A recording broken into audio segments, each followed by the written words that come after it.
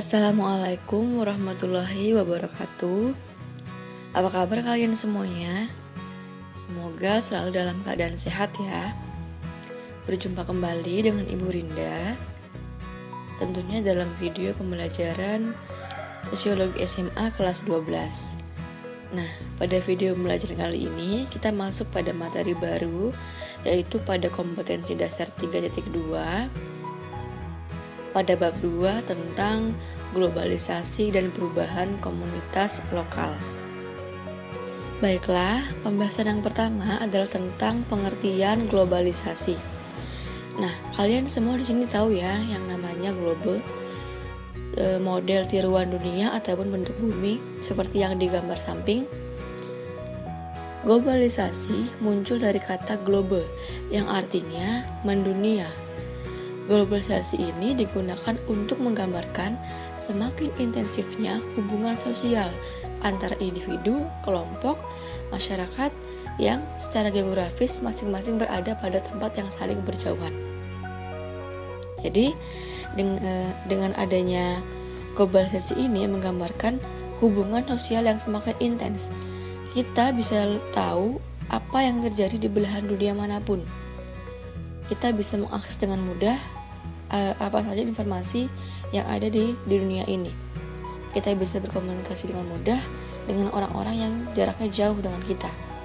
Nah, itu semua akibat adanya globalisasi. Perlu kalian ketahui bahwa di dalam globalisasi itu ada yang namanya westernalisasi dan modernisasi.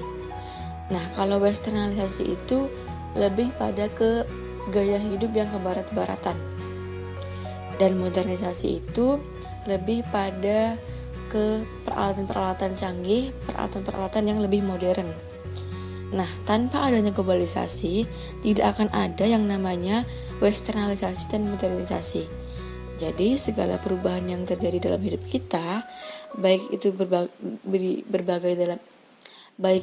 di berbagai bidang kehidupan apapun, itu merupakan akibat dari yang namanya globalisasi.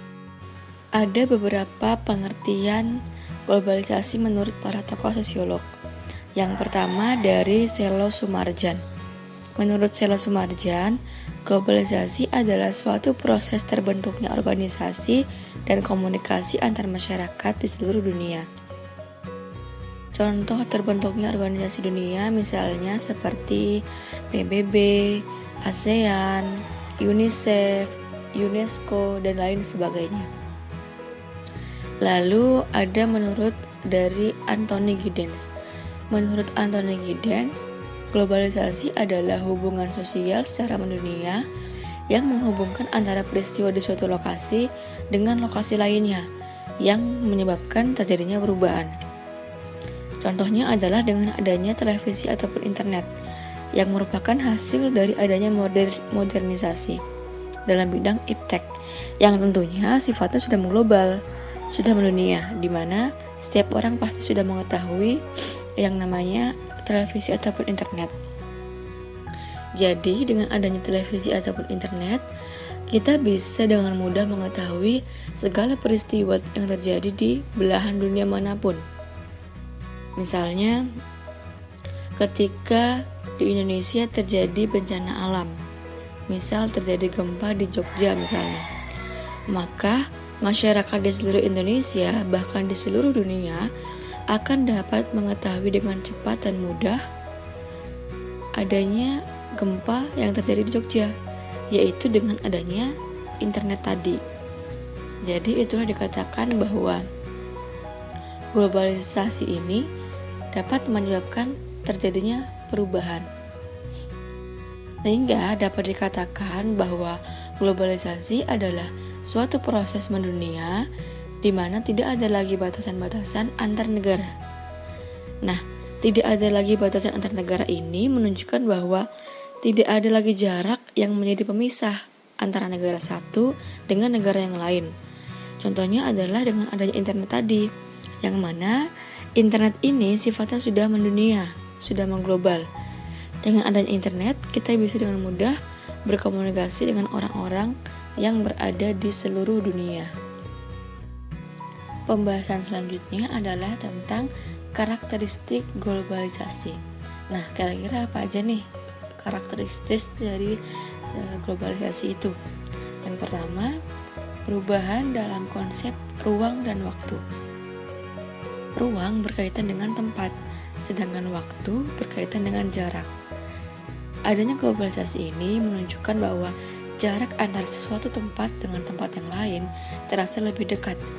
Kita lebih mudah berinteraksi dengan masyarakat di seluruh dunia dengan adanya ruang online. Nah, berbeda dengan yang zaman dahulu. Kalau yang zaman dahulu itu belum ada yang mengenal namanya internet, belum ada yang mengenal adanya kecanggihan-kecanggihan teknologi seperti sekarang. Nah, namun sekarang ini karena terjadi perubahan sosial dalam konsep ruang dan waktu, maka internet itu menjadi suatu hal yang mendunia, sudah tidak asing lagi, sehingga dengan adanya internet tersebut dapat mendekatkan jarak yang jauh, sehingga kita bisa berkomunikasi dengan orang yang jaraknya jauh, kita bisa mengetahui informasi di belahan dunia manapun, dan lain sebagainya. Lalu yang kedua, pasar dan produksi ekonomi di negara-negara berbeda menjadi saling ketergantungan. Nah, dalam hal ini, contohnya negara Indonesia yang membutuhkan produksi handphone Oppo misalnya. Nah, Oppo ini merupakan handphone yang berasal dari Cina. Hal tersebut tentunya membuat Indonesia harus bekerja sama dengan negara Cina. Dengan adanya kerjasama tersebut, maka tentunya akan mempermudah negara Indonesia dalam memproduksi handphone Oppo di Indonesia. Nah, selain itu juga, dengan adanya kerjasama antara kedua negara tersebut akan membuat saling ketergantungan antara negara Indonesia dengan negara Cina. Nah, yang ketiga adalah peningkatan interaksi kultural melalui perkembangan media massa, televisi maupun internet. Dengan adanya TV atau internet, kita bisa dengan mudah mengetahui kultur atau budaya negara-negara luar, baik dalam hal fashion, film, lagu, makanan, tempat wisata, dan lain sebagainya. Nah, ketika kita mengetahui kultur negara luar tersebut ataupun budaya luar tersebut, maka kita bisa dengan mudah mengunjungi negara-negara tersebut untuk melakukan interaksi langsung dengan masyarakat mereka. Lalu karakteristik yang keempat adalah meningkatnya masalah sosial bersama yang sifatnya mengglobal. Contohnya adalah AIDS, terorisme, LGBT, dan sebagainya, di mana semua itu menjadi masalah sosial bersama yang sifatnya tentu sudah mendunia. Bahkan di setiap negara pun pasti ada masalah-masalah sosial tersebut.